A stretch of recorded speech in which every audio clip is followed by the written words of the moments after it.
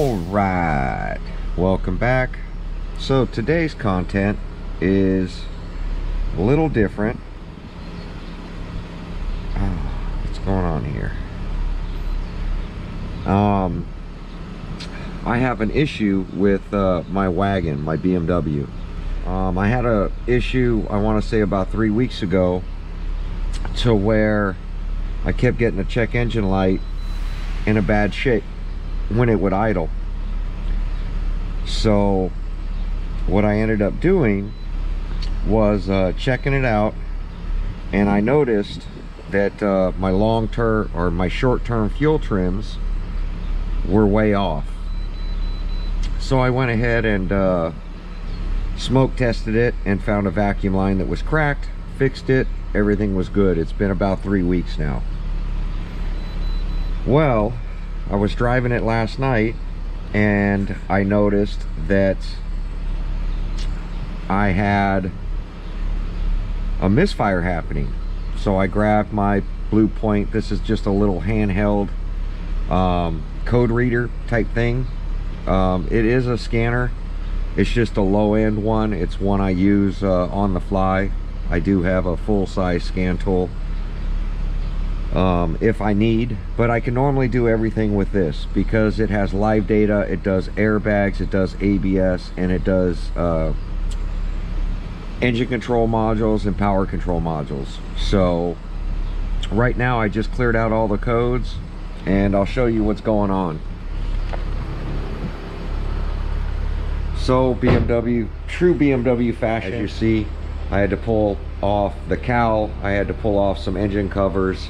You see my tools are already out. My spark plug cleaner, the thing I showed you guys with my gas powered RCs, I ended up using this last night when I got home. I pulled it apart. I had a misfire in cylinder number 6. So as you see, I have the cowling off. I've got everything out of my way so that I can get to all the spark plugs. So it's 1, 2, 3, 4, 5, 6. And as you see how this is a BMW coil? This coil is not. So this coil's been replaced out. And then these are original coils. My concern is in here, if you guys could see, the coil's got some white on the surrounding of the coil. The new coil's got a little bit starting to show up, but not too bad. But look at the arc right there. So this is telling me the coils are on their way out. So these coils are gonna go bad soon. So it's 1, 2, 3, 4, 5, 6. Cylinder number 6, I had a misfire. So I pulled it apart last night. I pulled apart number 1. I pulled apart number 6. Cylinders that are on the same circuit,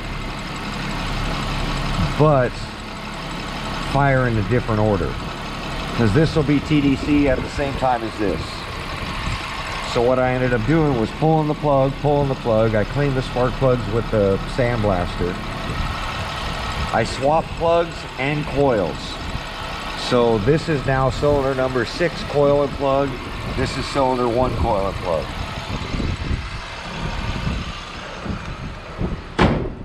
And what I'm going to do now is go drive it. I already know what the problem is because I drove it last night.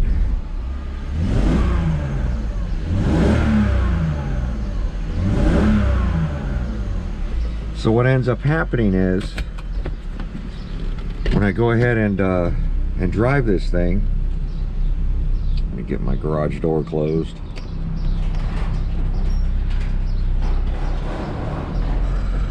So I ended up driving this last night, and we're gonna swing by my other 2 cars. So this lady was bent over by both my E46s. So that silver one in front of me is mine. That one over there is mine as well. These are both my E46s. The wagon's the same. E46 platform is something I've had for 20 years.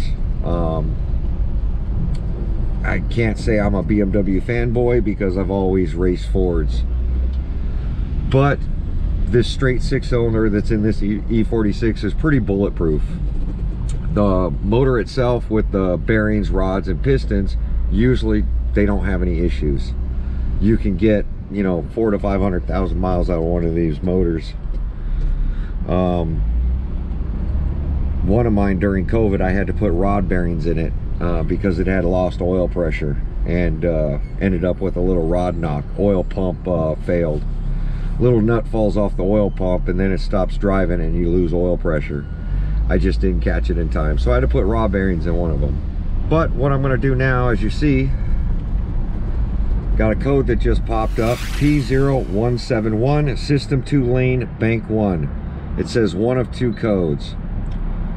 System 2 Lane, Bank 2. So I've got lane codes that are popping up right now, and this is where most mechanics make mistakes, and this is why I'm doing this video. Since those are the first two codes that popped up, most would turn around, go back, and then start looking for a lane code issue. But there's a reason why we're having a lane code issue, and that's going to pop up here in a minute, and I'll show you that when it happens. So right now I'm just driving, we're just getting it to operating temperature. We're almost to halfway, so as soon as it's at operating temperature, I'm going to cycle through the throttle pedal to show you what's going on. Right now I've got lane codes in there, which, what does that mean? That means that Systems 2 Lean in Bank 1, Systems 2 Lean in Bank 2.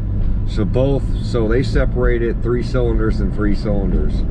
And what's happening is the oxygen sensors are sensing that both banks are too lean, so the computer's going to have to add some fuel. So let's find out why. You want to figure it out. We know that that's the code, so we're gonna go over to LD, stands for live data. Now I'm going to look at the data. There's going to be some values that I want to see. So fuel system, you'll see that. What I'm looking for is short-term fuel trims, because that's what's happening now. So STFT stands for short-term fuel trims, and they have Bank 1 and Bank 2. So right now they're doing pretty good, because you want them as close to 0 as possible.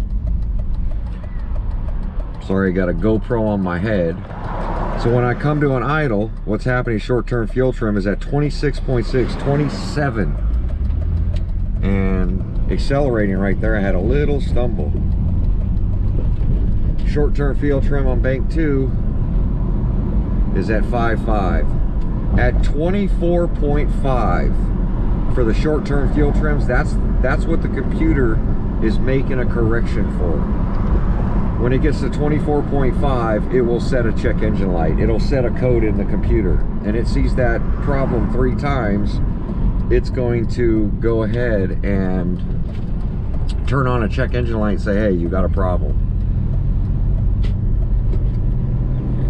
Can't teach smart drivers. So at the cruising, which is my foot on the gas, driving 3,000 RPM, my fuel trims, short term, are perfect. Long term fuel trims is when short term has to make a correction, like well past what it needs to, it'll add the value to your long term fuel trims on Bank 1 and Bank 2. Let me scroll down one more, there's Bank 2. So long-term fuel trims will actually end up increasing so that short-term doesn't have to do all that work all the time. So let's let these guys go, and we're going to look at these values. So this is idling. We're paying attention to short-term fuel trims because I cleared out the code. Short-term is what's going to be happening right now.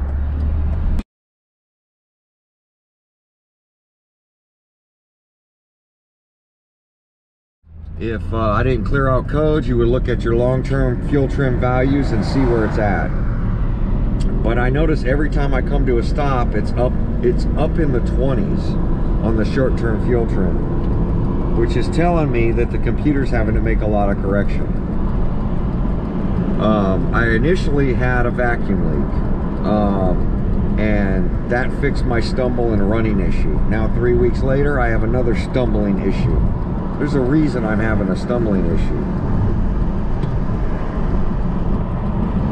So what I'm going to do is I'm going to floor it right now. Check engine light popped on as soon as I floored it. Now, is that because we're lean? Did I get a misfire while we're lean? Well, let's see why the check engine light's on to begin with. Let's go back over to codes. No, we don't want to erase it. DCTs. So we got 2 pending codes. Don't want to erase it. We're going to rescan it and see why this check engine light popped off.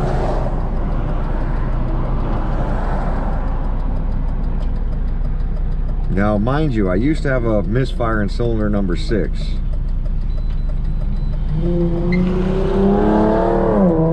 So, misfire cylinder number 1. Let me roll up this window.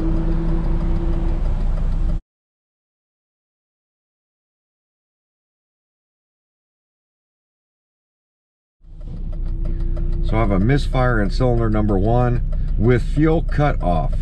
What does that mean? Well, what that means is the computer has sensed that there's a bad misfire in cylinder number 1. So what it's done, because the spark isn't sparking, it cuts the injector so we don't wash out the cylinder. So it's telling me that the cylinder that I moved the coil and the plug to number 1 has now got the problem there. So that's letting me know that there's not a wire harness issue. That's letting me know that it's not a valve issue. It's not an oxygen sensor for that bank, because that's another reason why I went to the other bank, because that was bank 1. We switched it over. Well, that was bank 2, so we switched it over to bank 1. So now that I know that, and I've got a very noticeable misfire right now, because the check engine light's on and it's cut the injector, it's not going to turn back on that injector until I fix the problem or clear the code. So I could have a bad coil, and I could have or I could have a bad spark plug. Well, when I pulled out the plugs last night and I cleaned them, I did notice, which I'll show you guys in a little bit, I noticed a problem with one of the spark plugs. I wasn't sure, so I kept cleaning it, and that's the reason I used that sandblaster. And I saw something that was funny. For one, I saw the plugs were wore out, but usually a worn plug won't cause an issue like this. It would have to be super worn for it to cause an issue like this. So I'm gonna go into the auto parts store, I'm gonna pick up some parts, and we're gonna head back to the house, and I'll catch you guys back over there. All right, so we're back at the house. We're gonna go ahead and get spark plugs changed out. Looking for Bosch spark plugs, they didn't have them, so ended up getting NGK Iridiums. German coils have a really strong spark. So what I'm going to do is I'm going to pop out cylinder number 1, because that's the one. I'll show you why I thought the spark plug had an issue when I pulled it apart. I'm just busting all the locks loose first.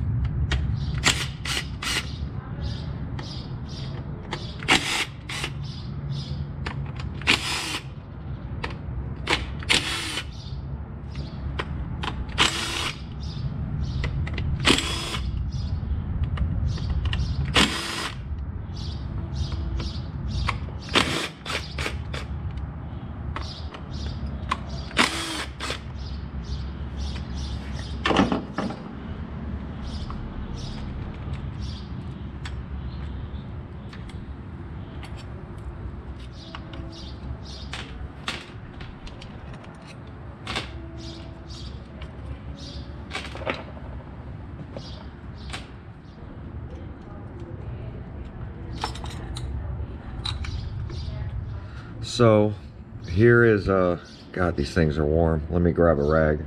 All right, so right in here you can see the coil has been arcing. So this is a common thing. I see these on a lot of coils.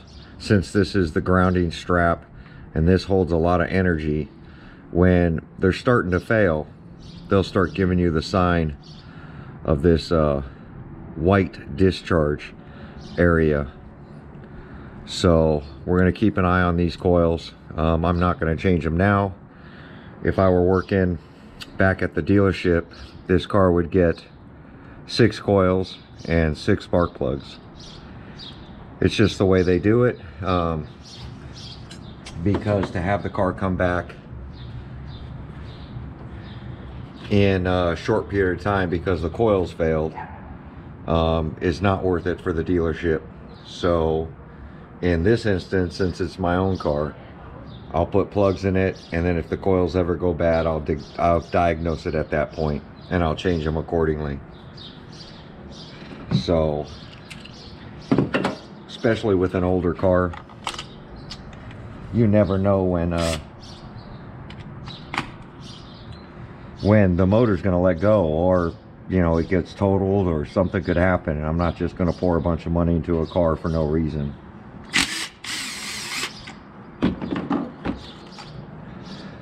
Here's the spark plug that I cleaned up last night. You can see the porcelain started turning white again. You can see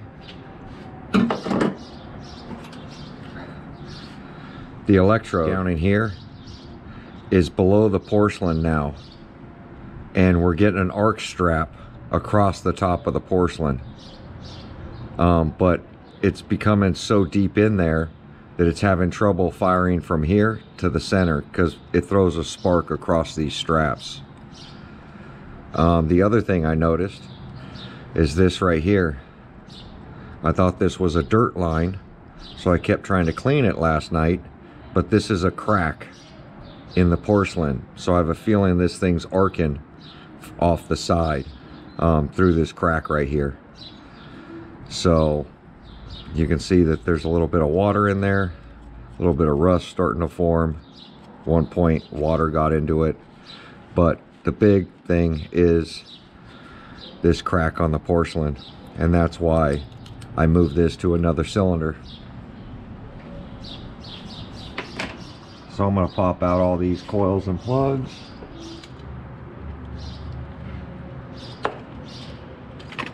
There's a reason I'm doing it hot too, is so the spark plugs won't stick onto the cylinder head. Oh.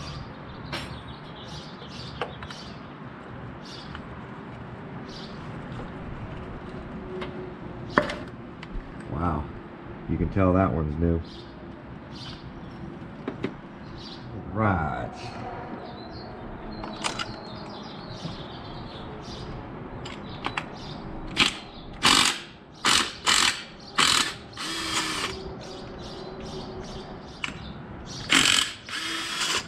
Because I just finished driving it. See how crusty that thing is. That's why I cleaned them. You can see a little bit of carbon deposits on everything.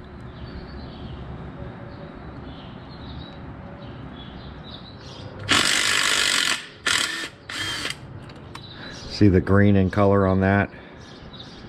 That's like additives. And you can see all the carbon deposits.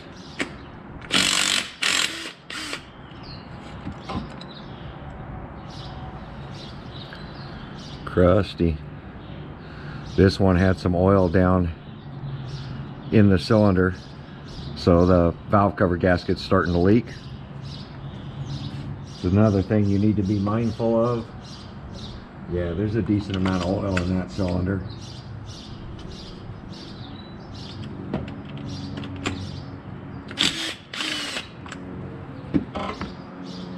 So this thing's going to be due for you see how clean that one is, because I cleaned it last night as well. Porcelain's nice and white compared to all the other ones. So I can see a little bit of oil residue up here. where it's starting to leak.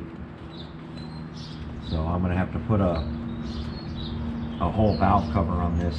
I won't put just a gasket. I'll end up replacing the whole valve cover, because when you take these things off, the valve cover is going to warp. It's never going to seal up properly again. So iridium spark plugs will come covered because they're pre-capped. You're not supposed to gap an iridium plug, but you do want to take a look at them and make sure that there is a space in between there, because if one dropped or got damaged, you'll never know and you'll have another issue. So just take a look at the plug before you put them in.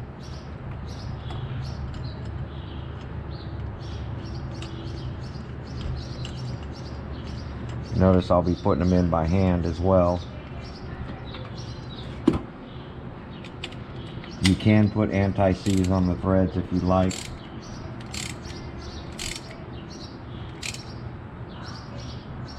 So I'm going to get all the plugs put in, and we'll be right back. Check to make sure that there's a gap. Iridium spark plug. I like the Bosch because it's got the 4 straps, which I only use Bosch on German cars because of the high energy coils that this has. Most of the other cars don't have such a big spark, so it's hard to fire a 4-strap plug. But we'll be right back.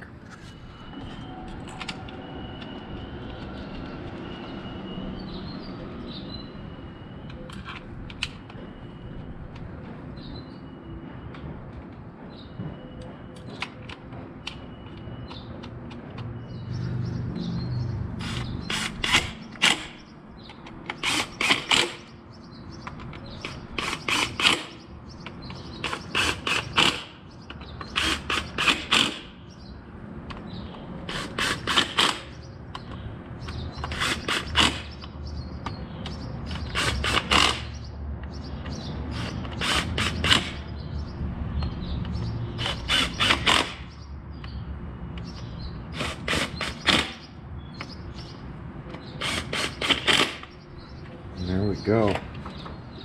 Go ahead and fire it up, make sure everything's good.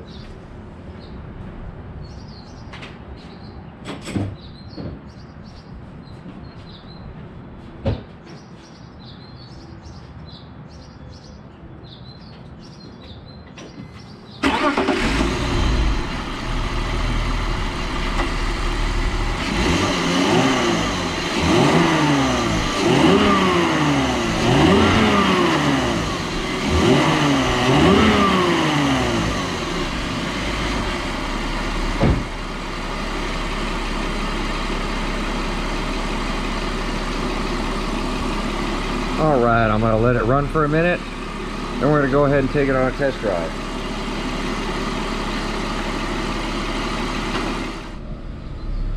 Alright, so I just went ahead and cleared out all the codes. We're going to go ahead, it's been running for about 30 minutes. I'm going to go ahead and go give it a test drive and make sure everything's good.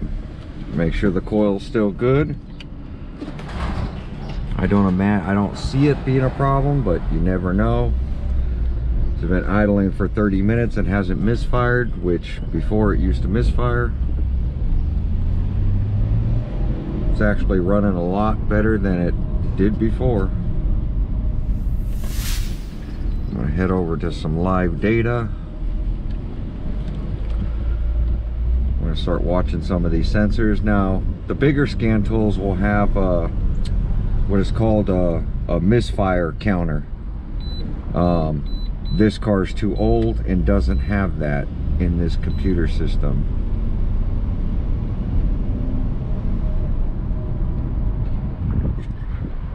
And as you see, short-term fuel trims are back to normal. It's now pulling fuel out,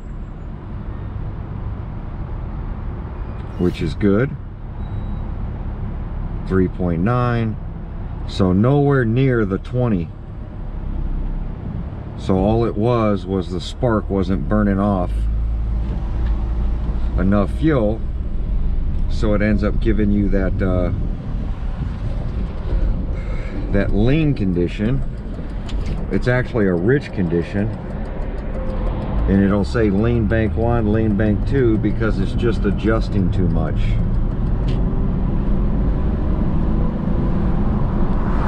Seems like all the power's back in the car. I still got to fix that left marker light, which I forgot about. Got to put a bulb in it, which I'll do now, and then do an oil change. But short-term fuel trims are back to normal, and that's where mechanics make the biggest mistakes, is because the codes come up. I'm going to keep the window up.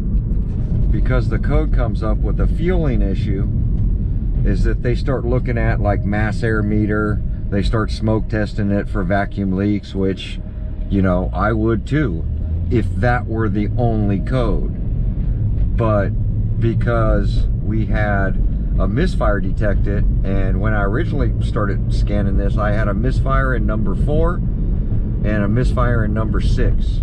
After I cleared it and drove it around, I only had a misfire in number 6.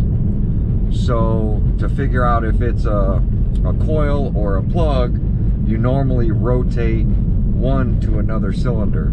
In my case, because I saw a crack in that spark plug, I rotated the coil and the plug to cylinder number 1 on a different bank. You don't want to rotate a coil or a plug to the same bank. So you don't want to put it in any of the 3 cylinders, because if you have a wiring issue where, say, a rodent or something got into your car and chewed on some wires, you would never find it because you're putting it on the same bank, and you can still end up with a misfire on that bank. So it's better to move it to the next bank over. That's going to check your oxygen sensor. That's going to tell you if what you're diagnosing is true. So all my fuel trims are back to normal. Now, last time when I had a short-term fuel trim issue, my long-term fuel trims were at 27, 28%, and my short terms were just doing minor corrections. And that's when I knew that I had a vacuum leak somewhere. And then in smoke testing it, found a vacuum line that was cracked. So, and the funny part is, I never even replaced the vacuum line, I just taped the crack up.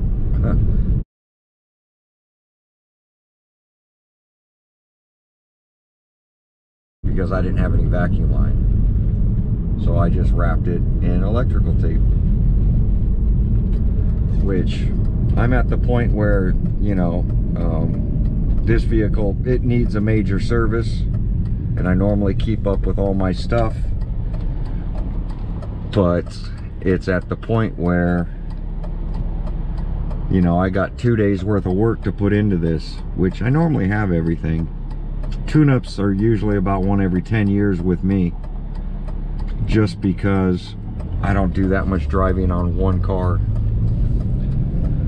So I'm just trying to give some insight for people trying to fix their own cars. Hopefully it's helpful to some of you guys.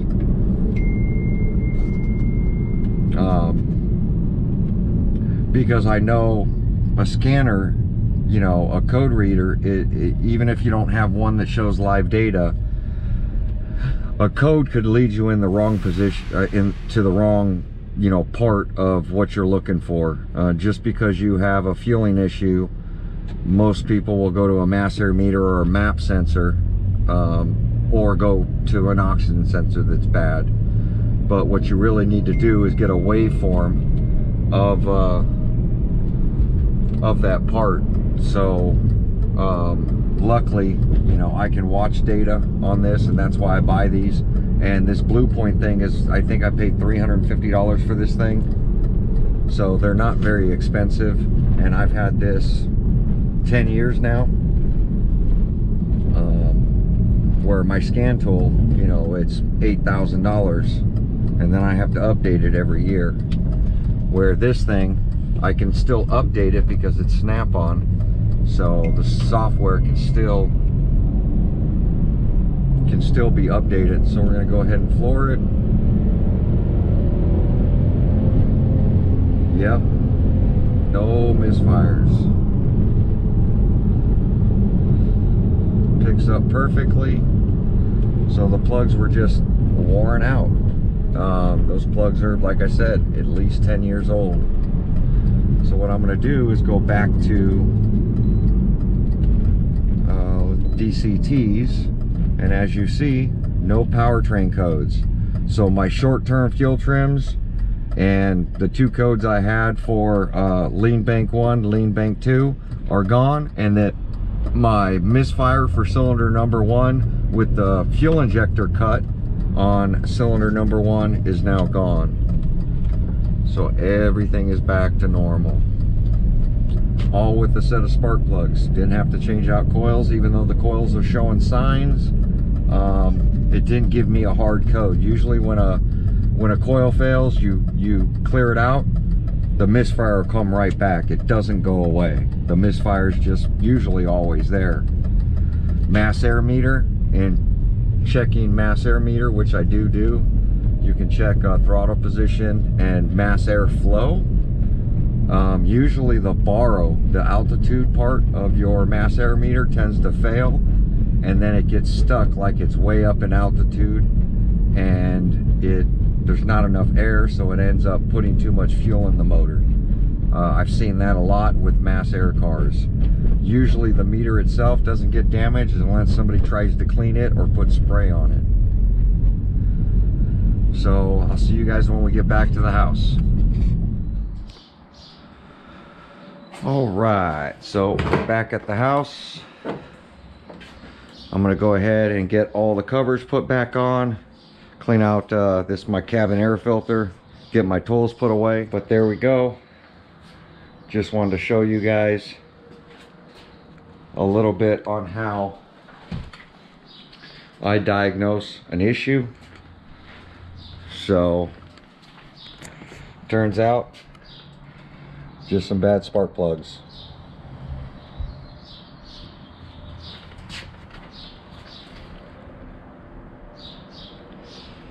It's funny, those were NGK as well.